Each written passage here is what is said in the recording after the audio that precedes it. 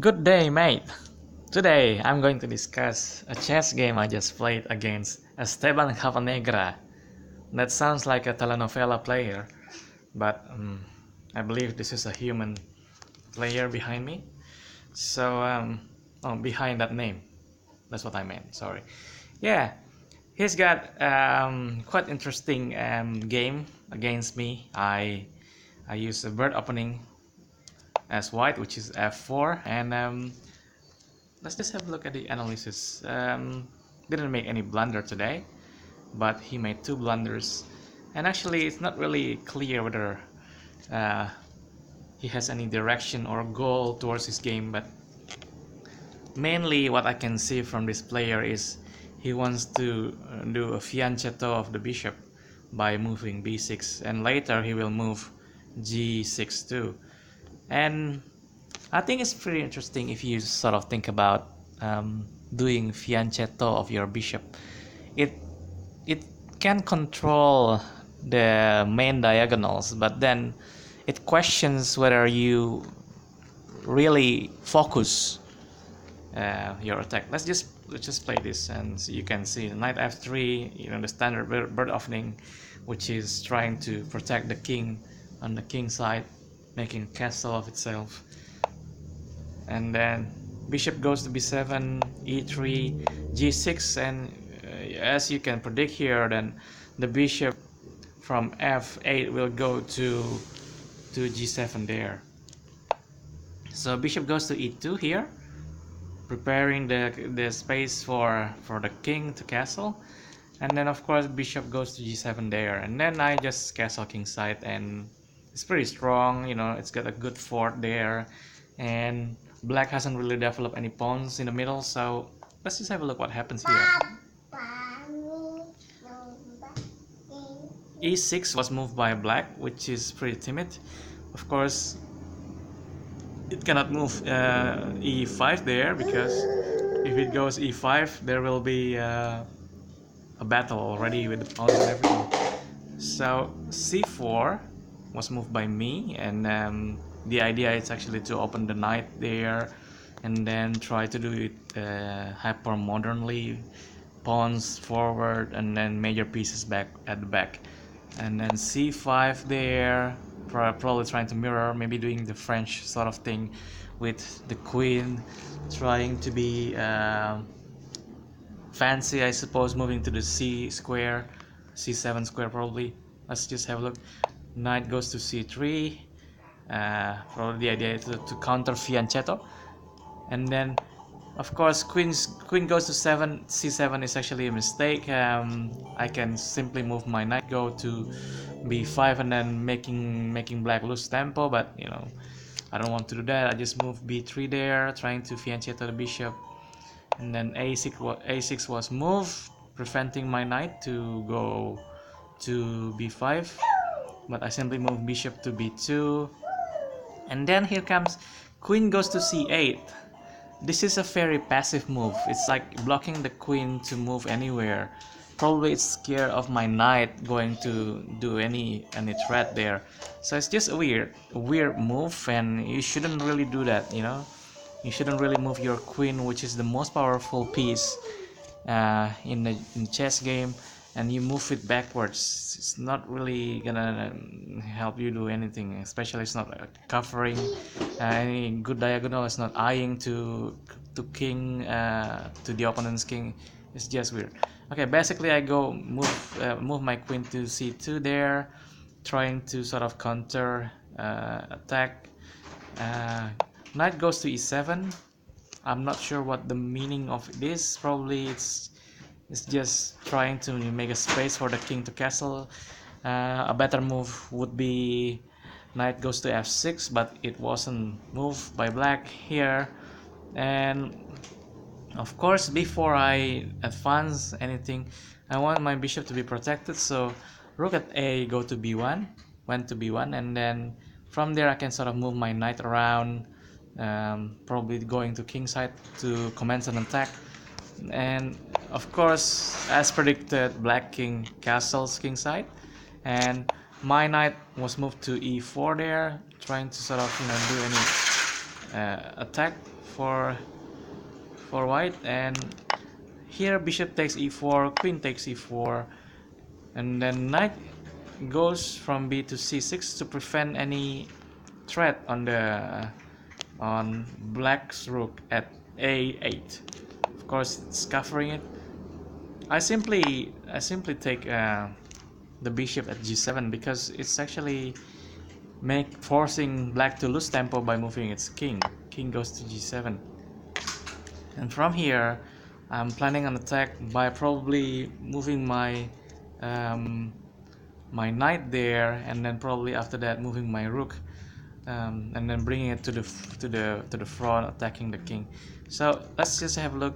Knight goes to e5 there, vacating the space of f3, and then from there I can bring my rook at f to f3, and then from there I can sort of make an attack in black's king side. So let's just have a look what's black's response here. It's only d6. d6 is a timid move in my opinion, because it should have just taken probably using the knight or do something more aggressive, because black is under fire. Queen is not active there, as you can see. Black's queen is passive, not doing anything. It's a lazy black defense, and I'm not sure whether it's actually defending well or not. So d6 was moved. I simply exchange my pieces. Knight takes c6, and then queen takes c6, promoting or trying to exchange the queens. I don't want to do that straight away. I protect my queen using the bishop. Bishop takes d3. Sorry, it's not takes d3, but bishop moves to d3. Queen takes e4, and then of course bishop takes e4, forcing black to lose another tempo by moving the rook there. Rook goes to f3. Sorry, rook from a goes to d8, and from here I simply move my rook to f3. The reason of moving the rook here is actually to go to squares such as g or h, which will be a more direct threat to black's king. It is judged as inaccuracy by Stockfish 8, but Stockfish 8 is not that smart anyway compared to Alpha 0 from Google. So let's just have a look. d5 here, trying to kick off my bishop. I don't really care. I just took using c, and then e takes, and I simply retreat one square to d3. And from here, as you can see, white is probably better off, because even though we have the same material, but I've got developed pieces. My bishop is actually eyeing to black's king defense, and of course my rook is more active than black's rook. But things can sort of still turn around later on, and we really don't know until we see at the end what's going on. So a5 was moved by black, probably to try to avoid any it avoided to be taken by my bishop. a5 was moved there. Of course, rook goes to g3 as planned, eyeing the black defense, which is the pawn at g6, and I can sort of move any a pawn at f later on to advance, and black cannot take it because the pawn at g is pinned by my rook, because the king is there and behind the pawn. So let's just have a look. d4 was moved again. This is nothing. I just simply move my pawn to e4, and then from there it can sort of march on and then hyper modernly finish black off. So rook goes from d to e8, probably trying to do some defense or that sort of thing. I don't really think it's actually effective, so just simply move f5 there, aggressively trying to attack black. Knight goes to c6 there. I'm not really sure what's the intention. I suppose it's just trying to go to probably b4 and then attacking my pawn at a2 and also the bishop at d3, which is annoying for black probably. I can simply pin the knight if I want to, but I didn't do it. Instead, oh yeah, I did actually. Yep, bishop goes to b5, and then rook has to move and then defend knight at the same time, which is the c8 square there. And I simply didn't really take it straight away. I just moved my rook to f1, promoting a stronger attack. And here black has to be careful because I'm eyeing to do probably a nasty thing such as taking the pawn or doing a bishop maneuver or that sort of thing. So let's just have a look what black response is. Knight goes to e5. Now this is a weird move because it's not a square that you can from this square from e5. Knight cannot really go anywhere. I mean, let's just have a look at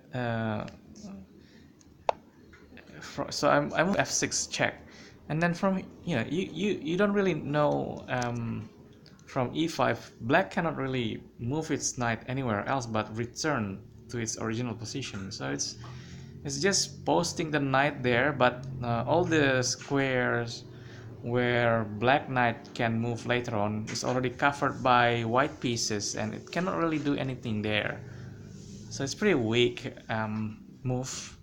I know it's centralized and that sort of theory good thing, but then it's not really that accurate, to be honest.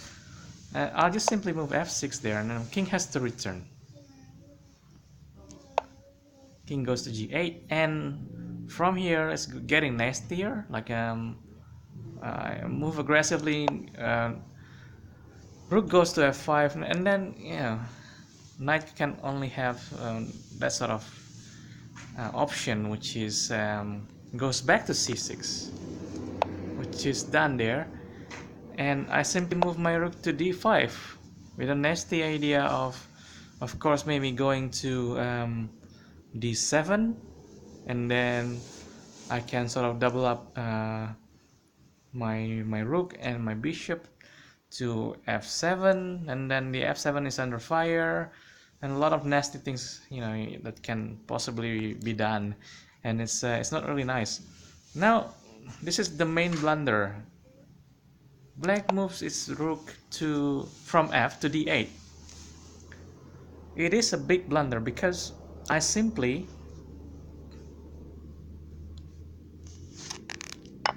take c6 using my bishop, and all of a sudden black is one pawn or one major piece under. It's giving its knight basically, because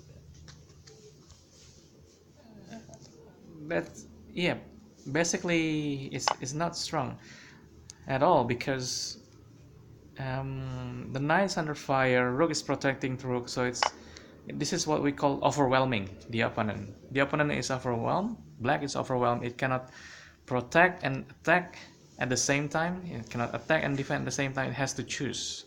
So from this position, of course, rook has to take rook, and simply I just take it back using my bishop there. And from here is going to be very weak, and king is moved to f8 there. It's a weird move. I simply try to eye h3 there, and then h5 was moved. It's not really strong. I know it's trying to protect the pawn, but then how about the continuation of g4 there? If it's taken, then it's gonna be a checkmate. For example, this one is done.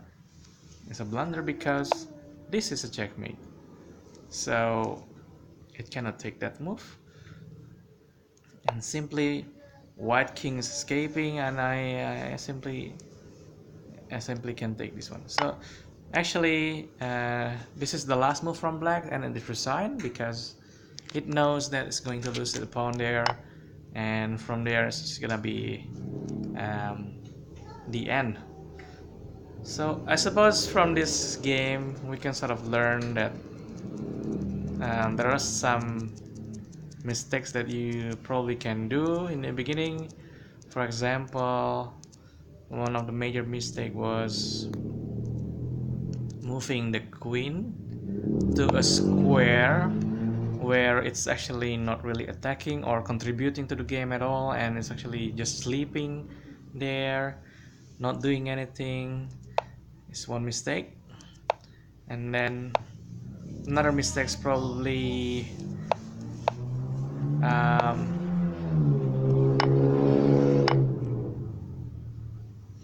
losing tempo by not actually looking at how the game is actually moving. So a tempo is actually probably an abstract concept for a lot of people, because if you begin with a material game, you know, you don't start with strategic sort of overview or tactical overview. You just know that as much, just take any opponent's pieces as much as you can and you will win. But it's more to directing your pieces to the opponent's king. It's more to winning without too much taking opponent's piece, but just focusing on the checkmate.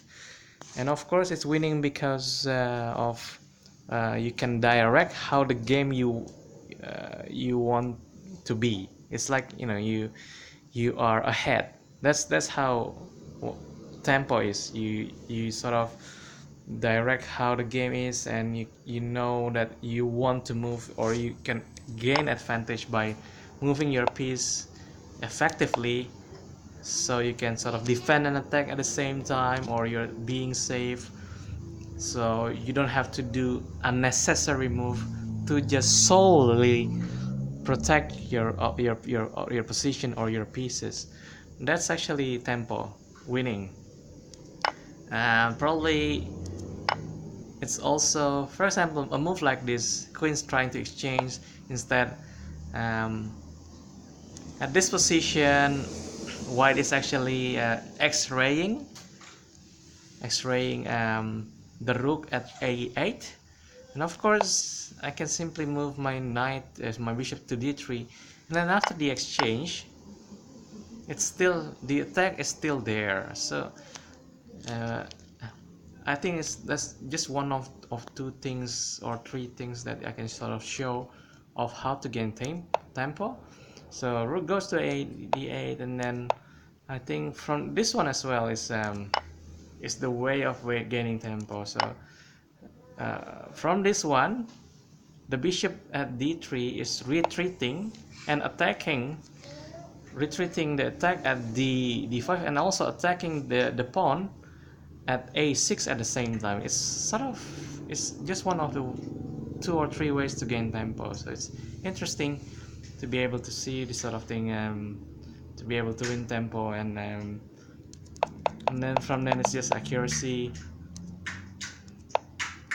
Probably pinning is also a tactic as well, where, you know, if your knight is pinned now, black has to defend, and it's actually gaining tempo as well, because from then I can sort of do nasty things such as moving this thing.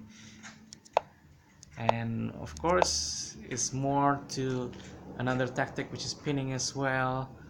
It's a lot of things that you sort of can do in this game, and if you can combine them and then direct them to the opponent's king, it's gonna be fantastic. So I suppose that's the end of the video. I hope you enjoyed, and I'll see you later.